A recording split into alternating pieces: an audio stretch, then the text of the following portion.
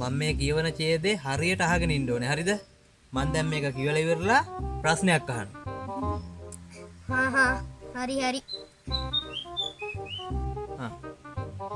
ඕනෑම රටක මිනිසුන් පැමිණ පළමුවෙන් මෙහි පදිංචි වීම හඳුන්වන්නේ ඒ රට ජනාවාස වීම යනුවෙනි.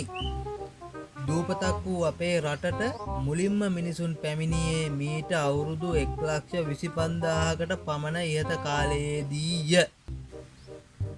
ඔවුන් එසේ පැමිණ තිබෙන්නේ දුරු රටක සිට.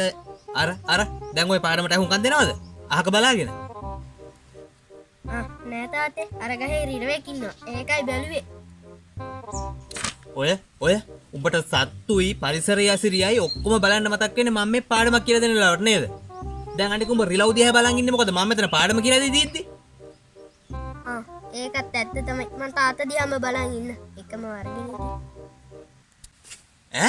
මොකද බලුඹ කිව්වේ?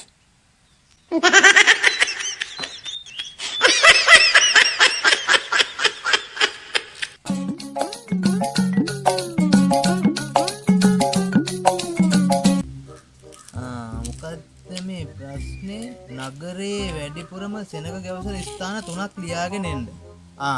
කියනවා බලන්න දැන්. බස් හෝල්ඩ් එක. තව? සුපර් මාකට් එක. තව එකක් ඕනේ. තව එකක්. කියනවා බලන්න. ඔය දවසට කලින් දවසේ හන්දියේ බාර් එක. උඹේ ආච්චිගේ ඔළුව.